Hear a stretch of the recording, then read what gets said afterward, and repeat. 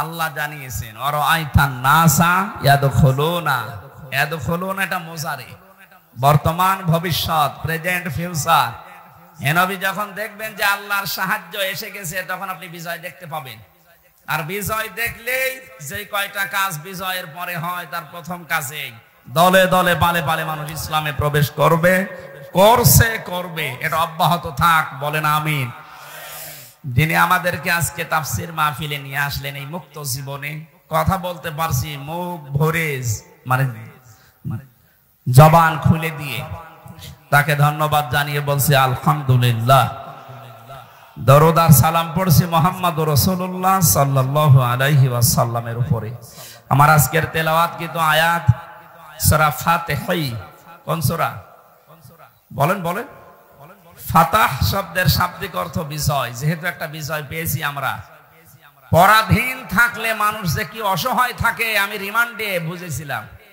মাটির নিচে যখন আমাকে নিয়ে যেত মাঝে মাঝে চোখ কালো কাপড় দিয়ে বেঁধে, আমার মাথায় দড়ি লাগিয়ে, হাতে হ্যান্ডকাপ দিয়ে টাঙিয়ে রেখেছিল 11 ঘন্টা। এমন একটা অসহায়ত্ব জায়গায় ছিলাম, দুনিয়ার কোনো মানুষের আওয়াজ নেই সেখানে, মাটির নিচে একেবারে কিং কর্তব্য বিমূঢ় হয়ে, কোনো আওয়াজ যায় না। কোন নামাজ হচ্ছে, কোন আজান হচ্ছে কিছুই জানি না। জোহর আসর মাগরিব ইশা পড়েছি আমি ইশারায়, আমি জানি না যে আজান হয়েছে কিনা, নামাজ হয়েছে কিনা, কারণ কোথায় আছে আমি নিজেও জানি না। পরবর্তীতে দেখলাম মাটির নিচ থেকে ওই সিঁড়ি দিয়ে উপরে তুলছে। এই যে স্বাধীন দেশের নাম শুনতাম যে আমরা স্বাধীন, অথচ আমরা ছিলাম পরাধীন। কি ছিলাম? এই কঠিন অবস্থা থেকে আল্লাহ আমাদেরকে তুলে আনলেন যেখানে, আপনি লক্ষ্য করেন। আজকে মাওলানা মামুনুল হক আছে রংপুরে, কালকে মনে হয় দিনাজপুরে আসবে।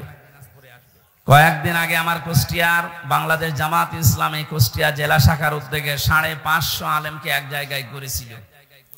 আপনি ভাবেন বাস্তবতা নিয়ে, আজ 550 আলেম 3.5 ঘন্টা 4 ঘন্টা আমরা আলোচনা করেছি। কোনো বাধা নেই, কোনো ভয় নেই, কোনো আশঙ্কাও নেই। অথচ আগস্টের 5 তারিখের আগে 550 না 5.5 জন আলেম এক জায়গায় হলে 10টা মামলা হয়ে যেত। কোথায় থেকে কোথায় আল্লাহ নিয়ে এসে দিয়েছেন, শুকরিয়া আদায়ের জন্য বলেন আলহামদুলিল্লাহ। দরুদ আর সালাম পড়ছি কেন? কারণ বিশ্বনবীকে আল্লাহ পৃথিবীর রহমত করে পাঠিয়েছিলেন। তিনি শুধু সৌদি আরবের নবী ছিলেন না, আউলিয়া জোহান্নাস ইন্নী রাসূলুল্লাহি ইলাইকুম জামিআ। হে নবী, আপনি দুনিয়ার মানুষকে জানান আমি শুধুমাত্র এই এলাকার জন্য নবী হয়ে আসি নাই, তাম পৃথিবীর যত জায়গা আছে সবার জন্য আমি রাসূল। বলেন সুবহানাল্লাহ। তাম পৃথিবীর যে জায়গা আছে তার ভেতরে বাংলাদেশ নেই। বলেন বলেন। যদি বলেন 1450 বছর আগে বাংলাদেশ ছিল, হাসিল। এই জায়গাটায় যে ওই সময় আল্লাহর নবী মুহাম্মদুর রাসূলুল্লাহর সাহাবী ইসলাম নিয়ে আমাদের দেশে আগমন করেছিলেন, তার প্রমাণ এই রংপুর বিভাগের লালমনিরহাট জেলার পাটগ্রাম থানায় একটা মসজিদ পাওয়া গেছে যার বয়স 1475 বছর। হিসাব করে দেখতেছে মৃত্তিকা গবেষণাগার যারা আছে, মাটি পরীক্ষা করে, ওখানে যে সাল লেখা ছিল মসজিদের উপরে, ওই মাটি গাজীপুরের মৃত্তিকা গবেষণাগারে পরীক্ষা করে দেখা গেছে এর যা বয়স, ওই সময়ও বিশ্বনবী দুনিয়ায় 3 বছর জীবিত ছিলেন। তার মানে প্রমাণ হয়ে গেছে নবীজি জীবিত থাকতেই বাংলাদেশ নামক এই ভূখণ্ডে আল্লাহ ইসলাম পাঠিয়ে দিয়েছে। এই জন্য আমরা নিয়ামত হিসাবে রাসূলুল্লাহকে যারা পেয়ে কদর করে নাই, সম্মান দেয় নাই, আল্লাহ পাক কিন্তু সে নিয়ামতকে তাদের মাঝে রাখে নাই। উনি জন্ম নিয়েছিলেন মক্কায়, কিন্তু কিয়ামত পর্যন্ত থাকবেন উনি মদিনায়। যেখানে আসলেন ওখানে কিন্তু বেশি দিন ছিলেন না, 63 বছরের ভেতরে মাত্র 53 বছর ছিলেন। কত বলেন বলেন? 53 বছর মাত্র জীবন কাটিয়েছেন সে মক্কায়। আর ওই 53 বছরের পর থেকে বাকি 10 বছর এবং এই 1450 বছর একাধারে যিনি যেখানে আছেন তার নাম মদিনা। তার নাম কি?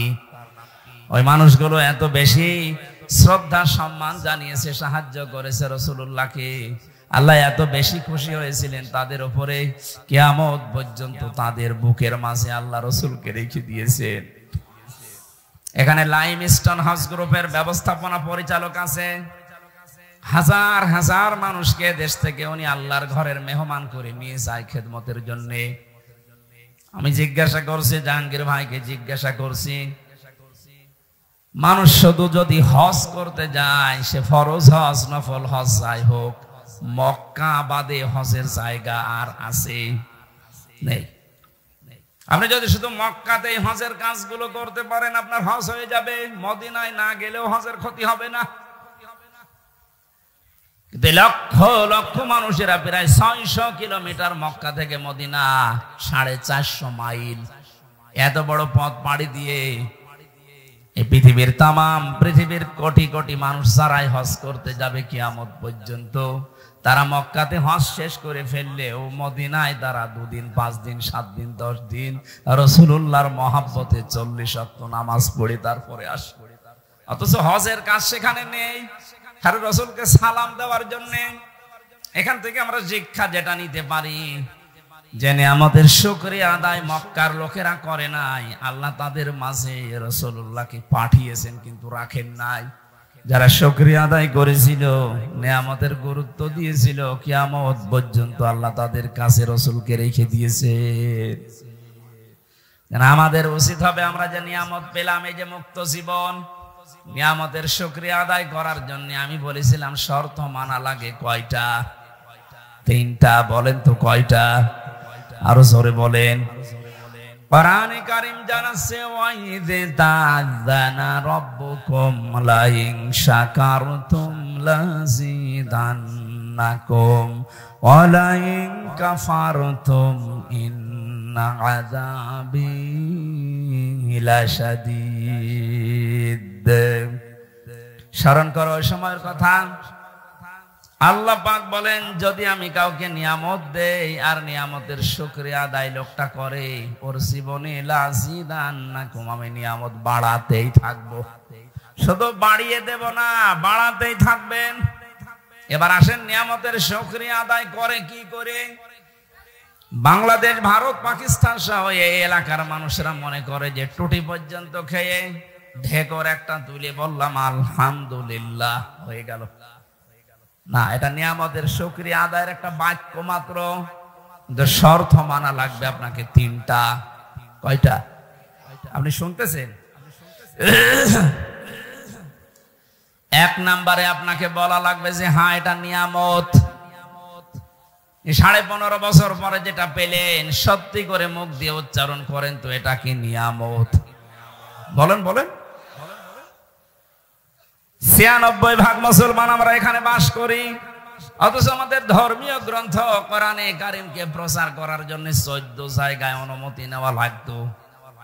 কত বড় নিয়ামত আমরা পেয়েছি যে এখন কোনো অনুমতি না, ওরা এসে আরো পাহারা দেয়। এই নিয়ামত আমরা সবাই স্বীকার করছি তা না। আমি যে বললাম ওই যে 14 জন এখনো পর্যন্ত জালেমদের পক্ষে আছে, ওরা কিন্তু এই নিয়ামত পেয়ে খুশি না, ওরা এখনো বেজার।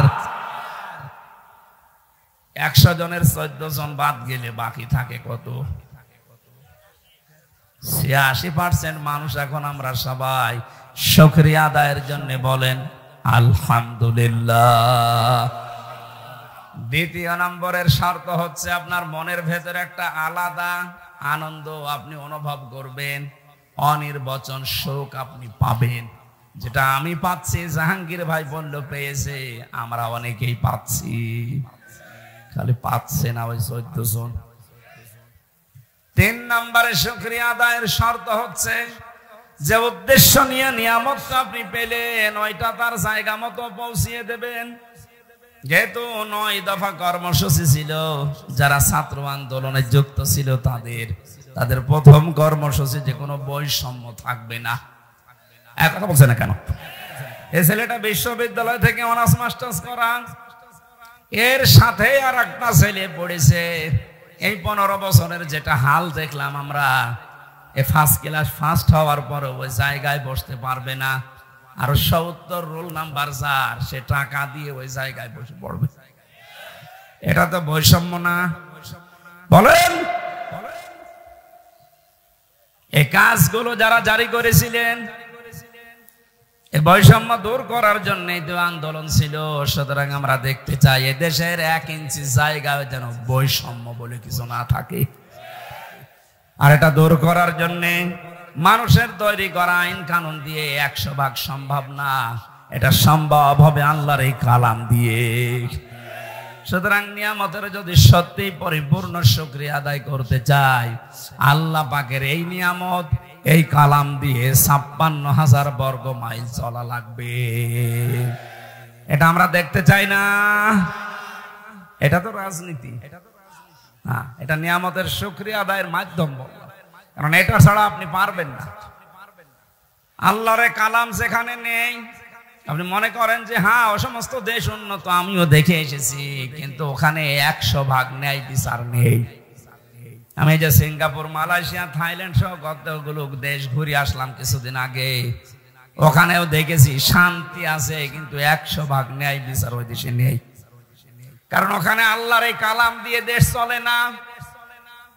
আমান হাকামা বিহি আদালা, যারা কোরআন দিয়ে বিচার ফায়সালা করতে পারবে, নবীজি বলেন তারাই শুধু ন্যায় বিচার করতে পারবে। সুতরাং আমাদের এই দেশে যদি ইনসাফ কায়েম করতে চাই, ন্যায় বিচার দেখতে চাই, পৃথিবীর কোন মানুষের আইন দিয়ে হবে না, আইন লাগবে আল্লাহর। 53 বছর তো দেখলেন বাবা চালিয়েছিল, দুর্ভিক্ষে মানুষ মরিয়েছে। কথা বলছে না কেন? এটাকে আমি বানালাম? আমার ফাঁসি চাই। বীর মুক্তিযোদ্ধা মতিউর রহমান লিন্টু, এই লোকটার একটা বই আছে, এতদিন গোপন ছিল, এখন বাজারে পাওয়া যাচ্ছে। একটু পড়ে দেখেন তো, আপনি নিজেও বলবেন যে আমারও ফাঁসি চাই। পোড়াটা আমি পড়ে দেখলাম, আল্লাহ তো ঠিকই বলেছে যে আমার ফাঁসি চাই। যা দেখেছে আমি মনে হচ্ছে দেখে দেখে পড়ছি। তাহলে বাস্তবতা কি পেলাম?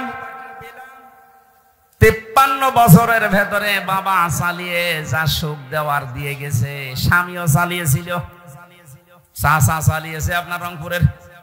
কথা বলছে না কেন? বউ চালাইলো তো দেখলাম কেমন করে চালায়, ভাবিও চালিয়েছে। কাঙ্ক্ষিত মানের ন্যায় বিচার শুধু মুখে বলে উড়িয়েছে যে ন্যায় বিচার কায়েম করছি, না, কিচ্ছু করতে পারে নাই। ন্যায় বিচার কায়েম করার জন্য আল্লাহর এই কালাম লাগবে। একটু আশা হয় না, একটু তামান্না জাগে না মনে, যে আল্লাহর এই কালাম দিয়ে দেশটা চললে কেমন দেখা যায়? এটা আমরা দেখতে চাই। কারা কারা দেখতে চান দেখি? লিল্লাহি তাকবীর।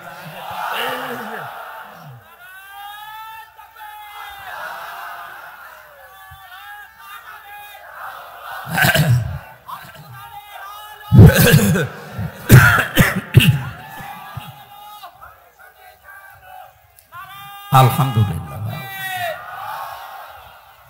আমার গলা ভেঙে যাচ্ছে, মাইক আসলে সেরকম না তো। সূরা ফাতিহা বিজয়, এই সূরা থেকে মাত্র 2টা আয়াত পড়েছি, আমরা তাফসিরে প্রবেশ করছি। আল্লাহ পাক বলেন, লাকাদ সাদাকাল্লাহু রাসূলাহুর রুয়া বিল হাক্কি লাতাদখুলুন্নাল মাসজিদাল হারামা ইনশাআল্লাহু আমিনিন। এরা ওঠে কারা? এরা খুব জরুরি নাকি? খুব জরুরি হলে যান, তাছাড়া একটু একটু কথা শোনার চেষ্টা করেন। আমি গুরুত্বপূর্ণ কিছু পয়েন্ট এখান থেকে বের করবো ইনশাআল্লাহ। আল্লাহ পাক বলেন, অবশ্যই আমি আমার রাসূলকে যে স্বপ্ন দেখিয়েছি, এই স্বপ্নটা অতি শীঘ্রই বাস্তবে রূপ দেব। আমি আল্লাহর ইচ্ছায় আমার রাসূল মসজিদে হারাম, যেটা পবিত্র ঘর, শান্তির জায়গা, এখানে নিরাপত্তার সাথে প্রবেশ করবে। এ ঘোষণাকার। প্রশ্ন আসতে পারে যে তো ১৫০০ বছর আগের কথা, এই আয়াত এখন আমাদের শোনানোর দরকার কি? এবার আসেন, ১৫০০ বছর আগে এই রাসূলকে আল্লাহ যে স্বপ্ন দেখিয়েছেন, এই রাসূলুল্লাহ জানিয়েছে আল উলামা ওয়ারাসাতুল আম্বিয়া, আলেমরা নবীর উত্তরাধিকারী, নায়েবে রাসূল, নবীর ওয়ারিস। এ কথা শুনেছেন কোনদিন? সুতরাং রাসূলুল্লাহ তো আর কিয়ামত পর্যন্ত থাকবে না, তার নায়েব থাকবে, তার উত্তরাধিকারী থাকবে। কথা বলেন না কেন? তার রূহানি সন্তানরা থাকবে, যে আলেম যারা আছে তারা। সুতরাং রাসূলুল্লাহ যে স্বপ্ন দেখেছিলেন আল্লাহ তা বাস্তবে রূপ দিয়েছে। কিয়ামত পর্যন্ত তো রাসূল থাকছেন না, তার নায়েব থাকবে। এই নায়েবরাও কিয়ামত পর্যন্ত, নায়েবে রাসূল যারা স্বপ্ন দেখবে তাদের স্বপ্ন আল্লাহ কিয়ামত পর্যন্ত বাস্তবায়ন করবেন। আমি একজন নায়েবের কথা একটু উল্লেখ করছি, শহীদ আল্লামা দেলাওয়ার হোসাইন সাইদি রহমতুল্লাহ আলাইহি। উনি যে নায়েবে রাসূল, আপনার কি ধারণা আছে যে না উনি নায়েবে রাসূল না? শুধু এ দেশে না, সারা বিশ্বের ভেতরে যদি ১০ জন আলেমের তাফসীর মানুষ ডাবিং করে শোনে, তার ভেতর উনি একজন। আমি পৃথিবীর বহু দেশে গেছি, যেখানেই যাই সেখানে ডাবিং করে করে আল্লামা দেলাওয়ার হোসেন সাইদি, ডাক্তার জাকির নায়েক, এই মানুষগুলোর লেকচার মানুষ শোনে। ওনাদের গুলো তো কাটা কাটা, সাইদি সাহেবেরটা যেহেতু কাটা কাটা না, সুর দিয়ে বলা হয়। দুনিয়ার মানুষেরা অনেকেই সুরের পাগল, এই জন্য ইনার তাফসিরটা বিভিন্ন ভাষায় ডাবিং হয়ে মানুষগুলো শুনতেছে, বোঝে না অনেকে, তারপরও কান্দে। ওনার কণ্ঠের ভেতরে একটা এমন একটা মায়াবী জিনিস দিয়েছিলেন। আমি অনেক কঠোর মানুষকে দেখেছি, ওনার নাম শুনতে পারে না, কিন্তু ওনার কণ্ঠের তাফসির শুনলে বসে ঝিমায়। যা কথা ঠিক আছে। রাসূলুল্লাহকে আল্লাহ বলেন লাকাদ সাদাকাল্লাহু রাসূলাহুর রুয়া বিল হক, অবশ্যই আমার রাসূলকে আমি যে স্বপ্ন দেখিয়েছি ওই স্বপ্নকে আমি বাস্তবে রূপ দেব। ওনার স্বপ্ন তো ১৪০০ বছর আগে দেখেছিলেন, ওটা রূপও দিয়েছেন। হযরতে আবু বকর, হযরতে ওমর জিজ্ঞাসা করেছিলেন, হে রাসূল, হুদায়বিয়ার সন্ধির সময় আপনি বললেন যে আমি স্বপ্ন দেখেছি যে মসজিদে হারামে নিরাপত্তার সাথে প্রবেশ করছি, হজ করে তাওয়াফ করে আবার ফেরত যাচ্ছি। কই আপনার এই স্বপ্ন তো আমরা বাস্তবে দেখতে পাচ্ছি না। এখানে এসে ওরা আমাদেরকে বাধা দিয়েছে। এমন যে সমস্ত শর্তগুলো হুদায়বিয়ার সন্ধিতে আপনি করলেন, একটাও আমাদের পক্ষে আসে না। আপনার এই স্বপ্ন তো স্বপ্ন না। বিশ্বনবী বলেন, ওমর আমি কি তোমাকে বলেছি এবছর এই স্বপ্ন বাস্তবায়ন হবে? স্বপ্ন যখন দেখেছি আমার আল্লাহ রুয়া বিল হক, এ শব্দ এমনি এমনি দেয়নি। উনি অবশ্যই ওনার ওয়াদা পালন করবে, সত্যতা হক আদায় করে যথার্থ ভাবে আমার স্বপ্নকে উনি দেখাবে। ঠিক পরবর্তী বছরে আল্লাহ সে স্বপ্নকে বাস্তবায়ন করে দেখিয়েছে। রাসূলুল্লাহ এখন নেই, যেহেতু বারবার বলছে এগুলো রাসূলের নায়েব, রাসূলের ইস্তালাভিষিক্ত মানুষ, ওনারাও যে স্বপ্ন দেখবে। শহীদ আল্লামা সাইদি যে স্বপ্ন দেখেছিলেন এই দেশে কালেমার পতাকা উড়বে, এটা আমি বানালাম। হ্যাঁ, কথা বলেন না কেন? ইঁদুরের গর্ত খুঁজে পাবেন না, উনি এই কথা বলেছিলেন। বাস্তবে আমরা দেখলাম যে ঠিক পাইনি। বলেছিলেন শুধু নাড়া দেওয়া হবে, দিল্লি গিয়ে পড়বেন, ঠিক পড়েছে। ওনার স্বপ্নগুলো একটা একটা করে সবই দেখছি বাস্তবে রূপ নিচ্ছে। ওনার আরো স্বপ্ন ছিল ৫৬,০০০ বর্গ মাইল উপরে কালেমার পতাকা উড়বে।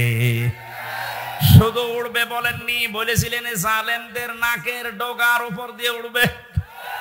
ঠিক এখন তার দিকেই যাচ্ছে।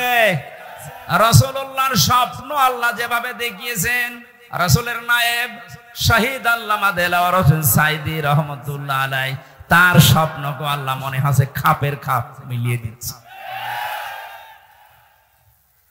শব্দের দিকে তাকিয়েছেন, ইনশাআল্লাহু আমিনিন, যদি আল্লাহ চাই। হয়তো আল্লাহ 15 বছর 16 বছরে চাইনি, এজন্য নিরাপত্তা আমরা পাইনি।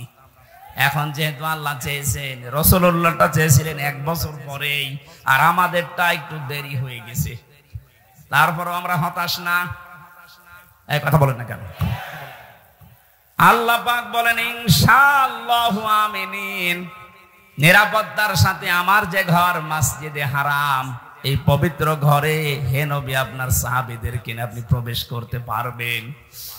আমরা দেখেছি ইতিহাস থেকে এই সূরার 18 নম্বর আয়াত আপনারা শুনছেন।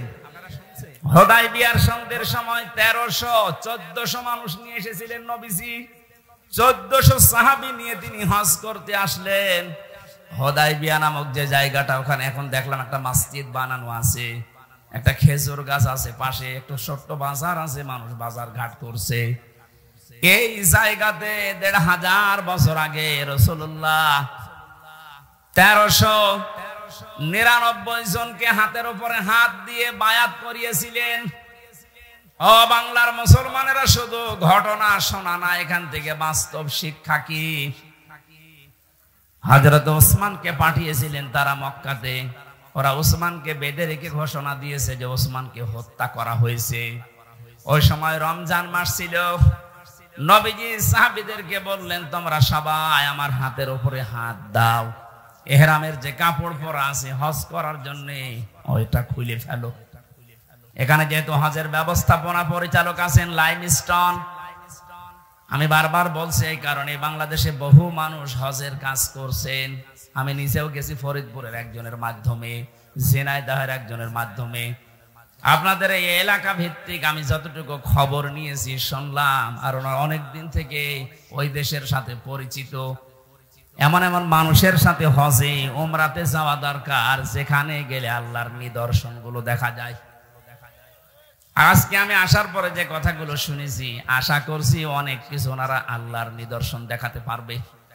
এই জায়গাটাতে একটু ঘাপলা আছে। যারা এই কাজগুলো করে ব্যবসার খাতিরে, তারা কিছু টাকা পয়সা বাঁচাতে অনেক মানুষকে আল্লাহর সৃষ্টি নিদর্শন দেখায় না। বহু জায়গা আছে দেখার মতো।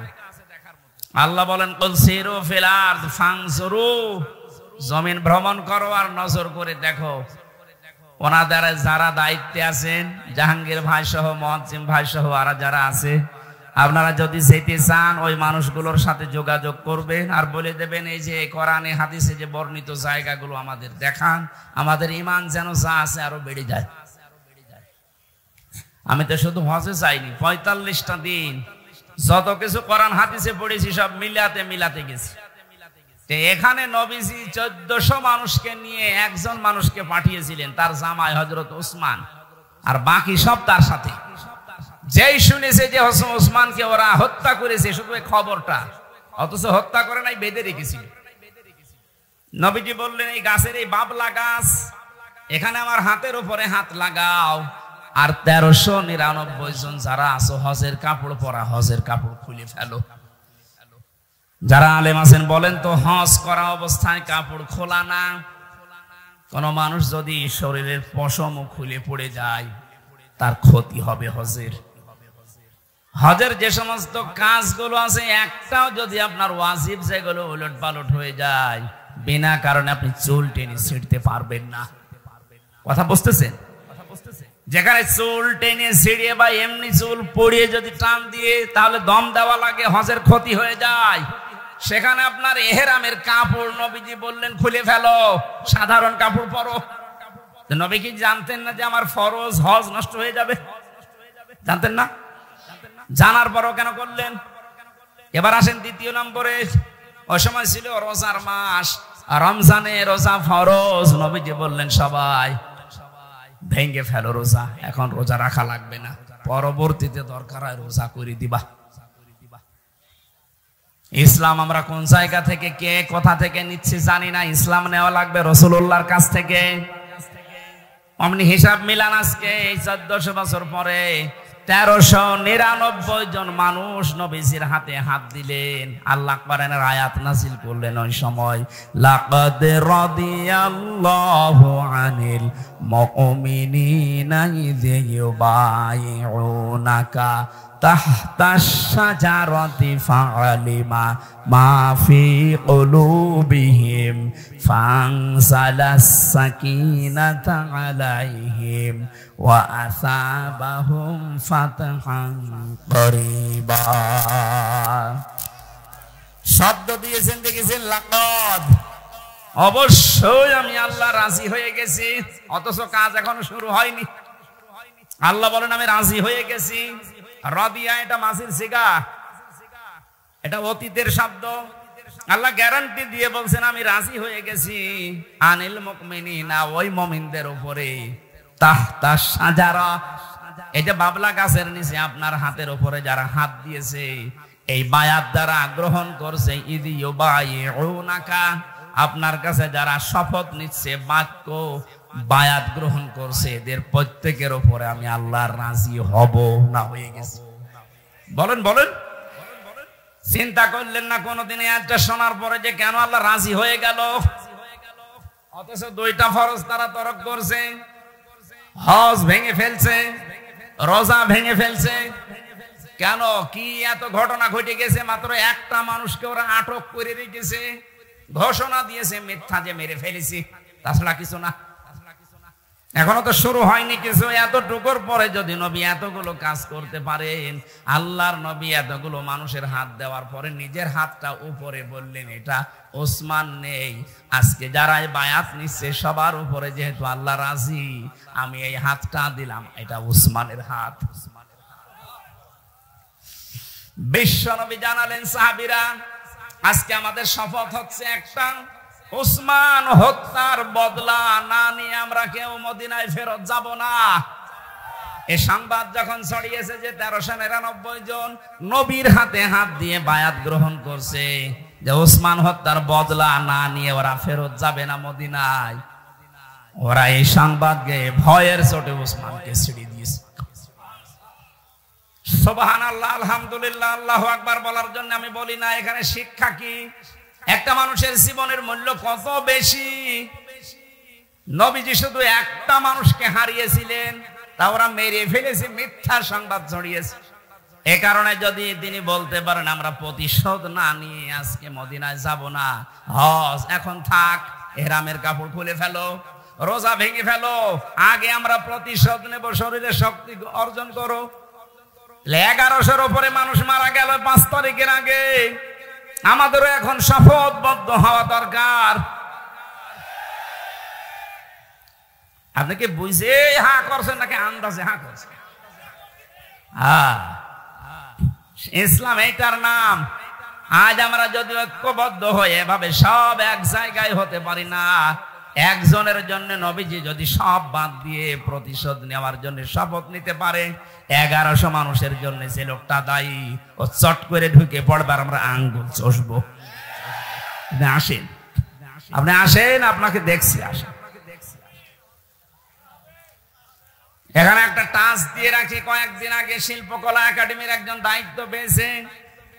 এই লোকটার নাম সৈয়দ বেলাল আহমেদ, না হেলাল, বেলাল না হেলাল আহমেদ জানো।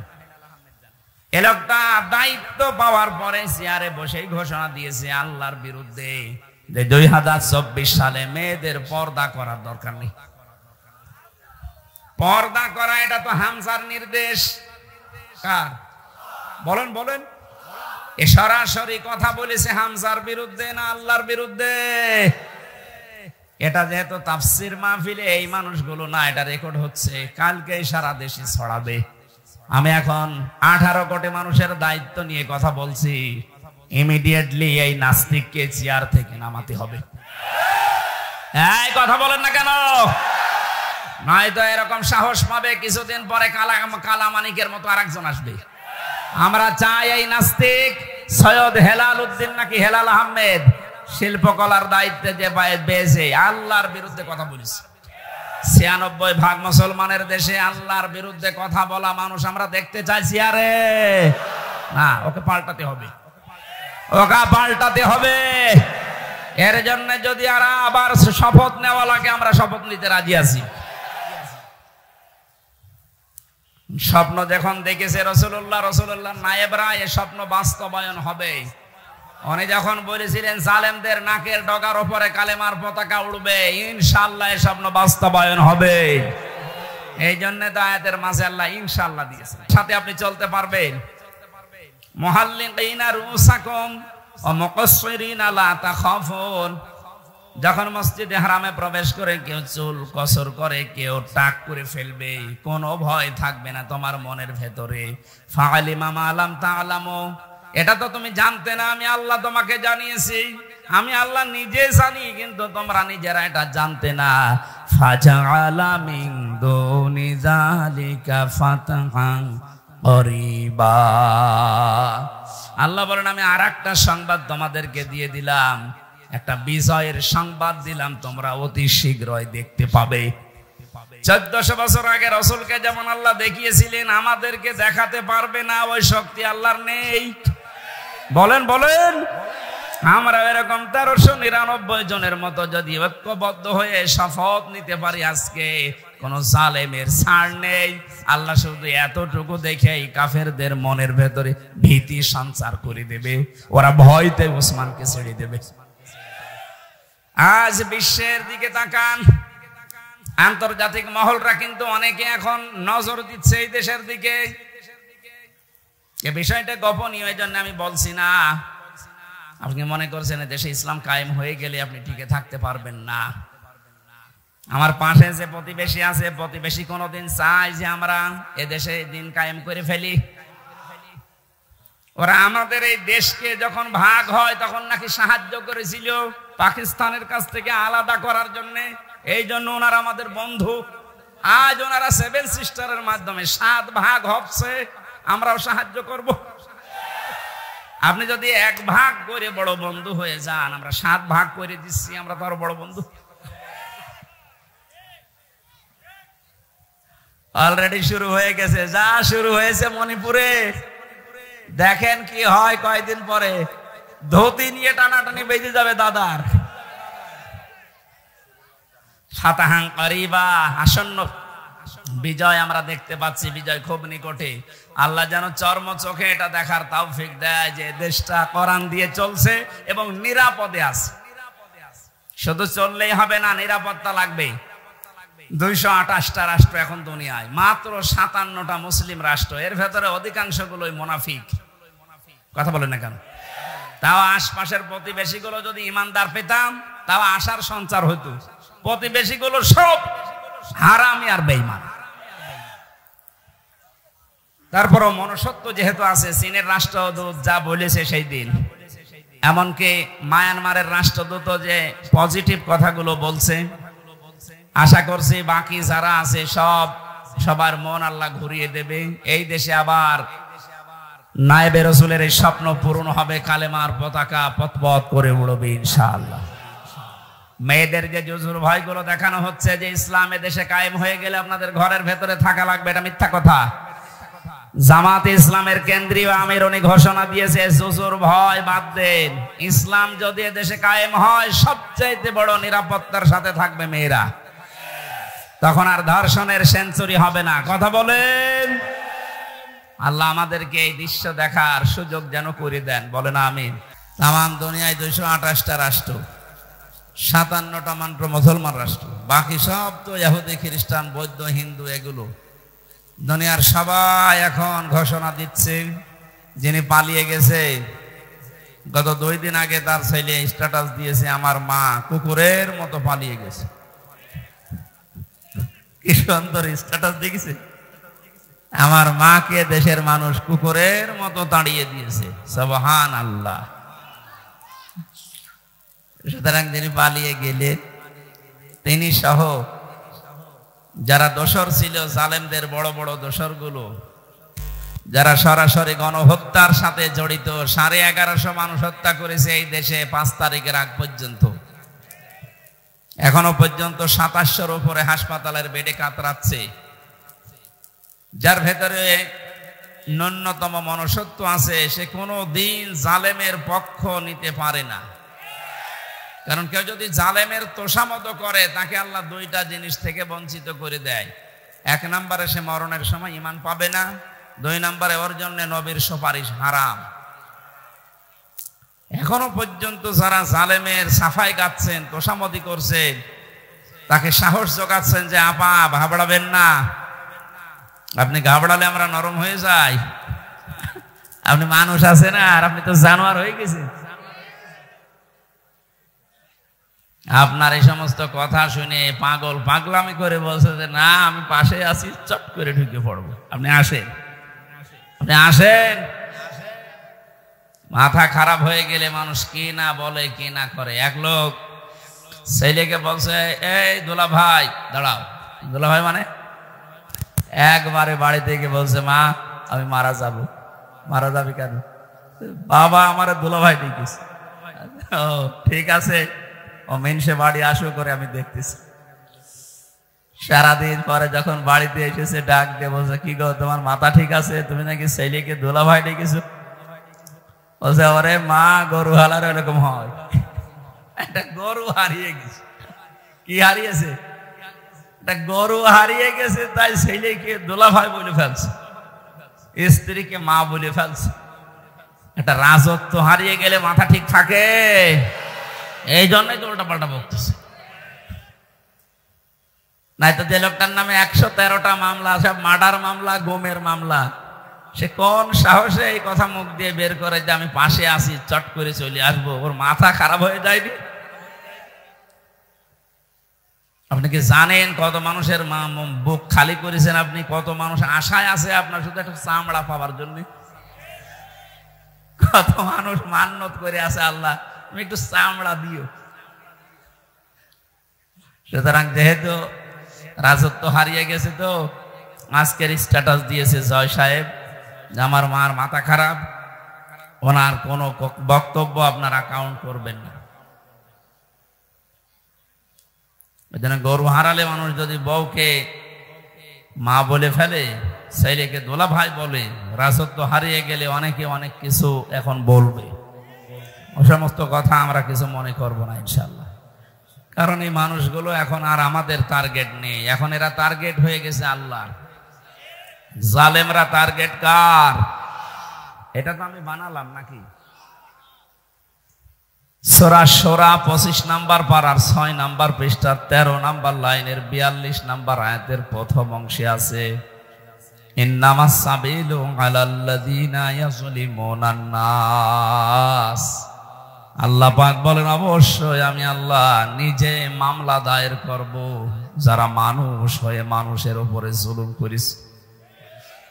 শব্দের দিকে খেয়াল করেন তো, যেহেতু আলেম আছে এখানে, আল্লাহ ইয়াজলিমুন কেন দিলেন? 2টা শব্দ নিয়ে কালটা গঠিত, 2টা কাল আছে এর ভেতরে, 2টা সময় আছে, বর্তমান, ভবিষ্যৎ, প্রেজেন্ট, ফিউচার। আল্লাহ ইয়াজলিমুন আল মুসলিমুনা দিতে পারতেন যে মুসলমানদের উপরে যারা জুলুম করেছে। আল্লাহ দিয়েছে ইয়াজলিমুন আন নাস। হিন্দু কি মানুষ না? কথা বলেন না কেন? খ্রিস্টান মানুষ না? এ পৃথিবীতে যে ধর্মের অনুসারী হোক না কেন, লোকটা তো মানুষ। মানুষ হয়ে যদি কেউ মানুষের উপরে জুলুম করে, ভবিষ্যতেও যারা করবে, এরা আল্লাহর মামলার আসামি। এতদিন যারা করেছেন, এই 15.5 বছর, আপনি আর কিছু না বিশ্বাস করেন, সূরা শূরার এই 42 নম্বর আয়াতের প্রথম অংশ 100% বিশ্বাস করতে পারেন, আপনি কিন্তু আল্লাহর কেসের আসামি। এই যে একটা গরিব মানুষ, মাওলানা হারুন, দিনাজপুরে বাড়ি, এ যদি আমার বিরুদ্ধে মামলা দিত, আমি ওই সময় যে জায়গায় ছিলাম আকিস গ্রুপে, বাংলাদেশের ওরা 3-4 জনের ভেতরে একজন, কত টাকা লাগবে ওরে টাকা দিয়ে 2-3 দিনের ভেতরে আমি বের হয়ে চলে আসতাম। কি কথা বলে না কেন? পারতাম না? ওরা আমাকে গাড়ি চড়তে দিয়েছিল 1.25 কোটি টাকা, সেখানে ওরা কয় কোটি টাকা দিলে তো আমি চলে আসতে পারতাম। যেহেতু আমরা মামলার বাদী হারুন না, সভাপতি সাহেব না, একেবারে সরাসরি রাষ্ট্র, উনি তো টাকা খাবেন না ওইভাবে। এই জন্য মামলার বাদী যত বড় হয়, মামলা তত জটিল হয়। 3টা বছরের ভেতরে বহু চেষ্টা চালিয়েছে আমার পরিবার, আমার দল মিলে, কোল কিনারা করতে পারে নাই, কিচ্ছু হয়নি।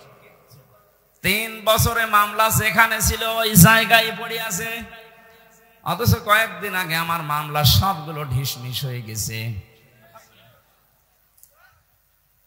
মনে করলাম বলি যে বিচারপতি, 3টা বছর তো মামলা আপনার কাছে ছিল, কিছুই তো করলেন না। আজকে মামলা দেখে বলছেন যে কোনো মাল নেই, কি দিয়ে বিচার করব? যা সব খালাস করে দিলাম। এতদিন বললেন না কেন? এতদিনে তো মামলায় কোনো মাল ছিল না, কথা বলছেন না কেন? আজকে বলছেন যে কোনো মাল ম্যাটারেস নেই, কি দেখে বিচার করব? সব খালাস করে দিলাম। সে ধরা পড়ার পর থেকে তো আপনার কাছে উঠতে আছে মামলা, ওই সময় কেন দিলেন না? এই কথাই বলতো মাননীয় আদালত যে হুজুর আমার হাত বাঁধা। কি বাঁধা? বলেন বলেন। বাংলাদেশের 1628 জন মানুষ দায়িত্বে আছে, ছিল, এখনো আছে। একটা মাত্র হাত খোলা ছিল, বাকি 1627 জনের হাত বাঁধা ছিল। গত পরশুদিন আমি যশোরে ছিলাম, ওসি সাহেব এসে বলছে হুজুর আমি আপনার সাথে খাবার খাবো। কেন? এতদিন পর্যন্ত আপনাকে আমি এখানে আসতে দেইনি, আমার কোনো দোষ না, আমার হাত বাঁধা ছিল। আজকে যেহেতু হাত খুলে গেছে, আমি মাপ চাইতে এসেছি, আর একটু খাবার খাবো আপনার সাথে।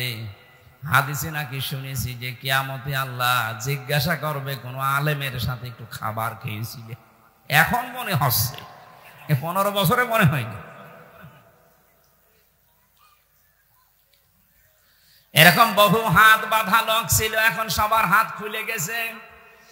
বৈষম্য বিরোধী ছাত্র আন্দোলনে যারা শহীদ হয়ে গেল, যারা নিজের জীবন পর্যন্ত দিয়ে, রংপুর বিভাগের যে ছেলেটা জীবন দিল, সারা দুনিয়ায় এখন বীর শহীদ নামে পরিচিত আবু সাইদ।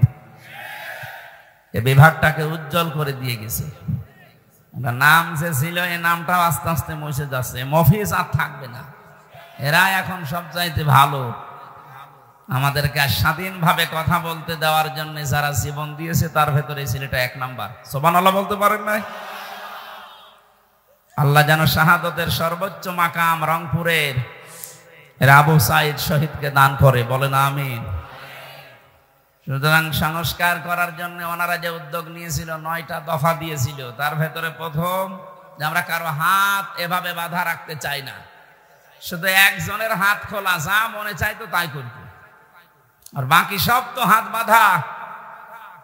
হাইকোর্টের বিচারপতি যদি বলে আমার কিছু করার নেই, হাত বাঁধা, তাও তো আমার মামলা না, একেবারে ঠুনকো মামলা। এইটা দেখে উনি বলছে না আমার কিছু করার নেই, তো তোর ওই চেয়ারে বসে থাকার দরকার কি? তুই ভ্যান চালা।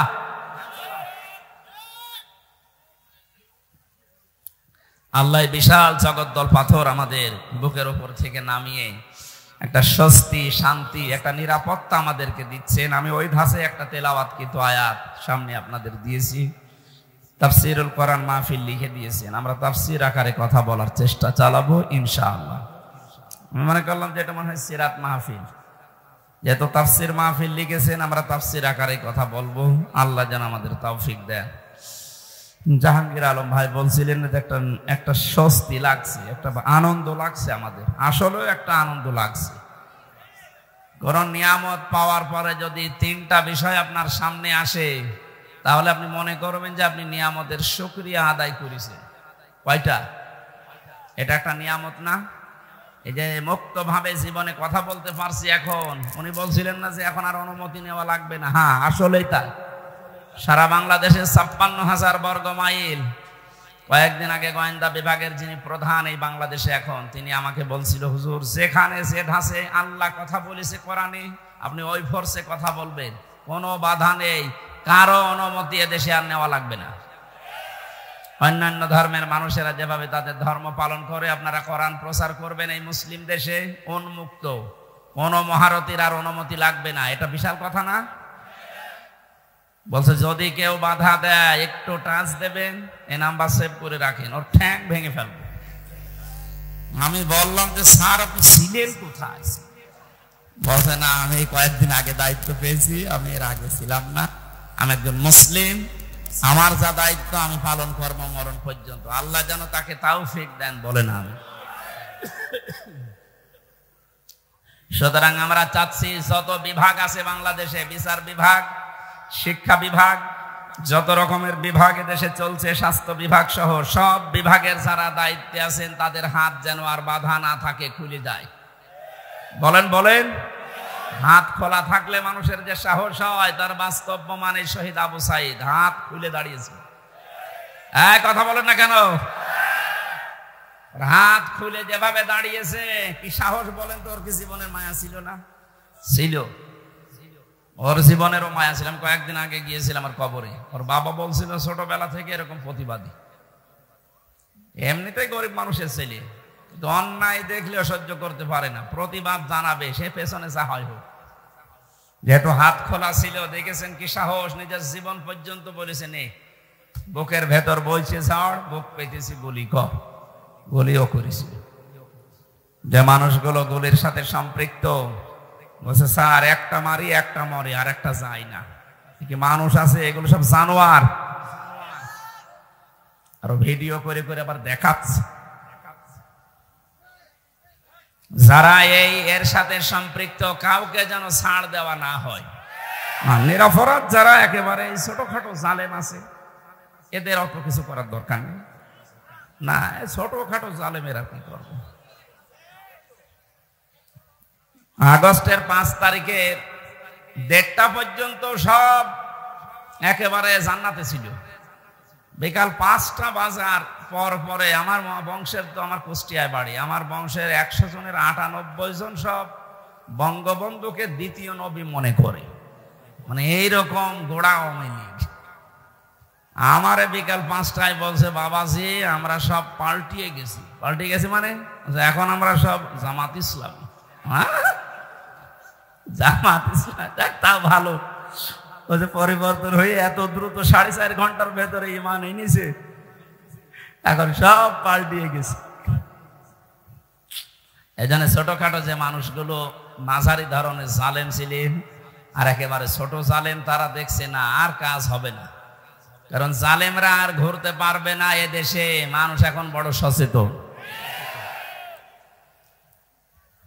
যারা আসতে চাচ্ছেন, আমরা তো দেখতে পাচ্ছি দলে দলে মানুষ আসতেছে, এখনো তওবার দরজা খোলা আছে, এখনো এ দেশে আপনাদের জন্য উন্মুক্ত আছে। ছোটখাটো জুলুম করেছিলেন, ফিরে আসেন, ওয়েলকাম জানাচ্ছি ইসলামে।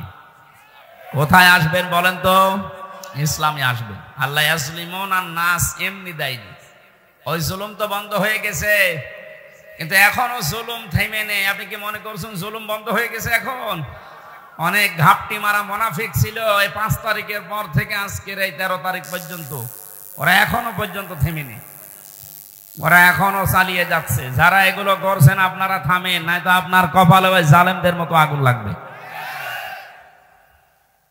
ওদেরকে এতদিন জালেম বলতেন আপনি নিজে, আর এখন নিজেই জুলুমবাজ হয়ে গেছেন। এখন আপনি নিজে মানুষের বাড়ি ঘরে আক্রমণ চালাচ্ছেন দিনে রাতে, চাঁদা তো আবার চালু হয়ে যাচ্ছে।